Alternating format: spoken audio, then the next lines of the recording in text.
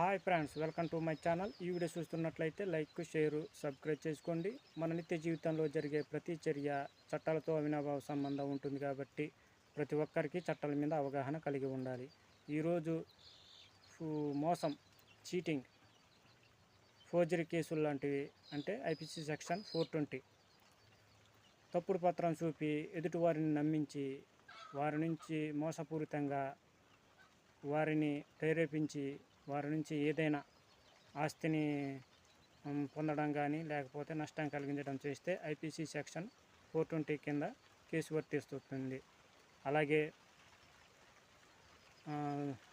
Forgery పత్రము ప్రయోజనం పొందిన మధ్య ప్రత్యక్ష సంబంధం లేనప్పుడు అంటే ప్రేరణ లేనప్పుడు ఐపీసీ సెక్షన్ 420 వర్తించదని చెప్పడం జరిగింది. సరే ఉంటాం ఫ్రెండ్స్. ఈరోజు బాధితుకు 420 ಇದಕ್ಕೂ ಐಪಿ ಸೆಕ್ಷನ್ 420 ಇದು బాధితుకు మోసం, చీటింగ్ ఇవన్నిటికి ఐపీ సెక్షన్ 420 వాడమంటారు అనమాట.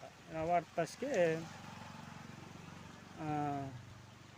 బాధితుకు తప్పుడు పత్ర చూపించి నమ్మించి ఎదుటివారిని నమ్మించి మళ్ళీ ఆస్తిని పొందడం కానీ నష్టం కలిగించుకో ఐపీసీ సెక్షన్ 420 వర్తిస్తుంది అనమాట.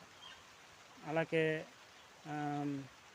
ఆ ఫోర్జరీ పత్రం కానీ దాన్ని ప్రయోజనం పొందిన పత్రానికి మధ్య ప్రత్యక్ష సంబంధం ఇల్లస్కే ఐపీ సెక్షన్ 420 వర్తించదన్నమాట. సరే మొత్తం ఫ్రెండ్స్.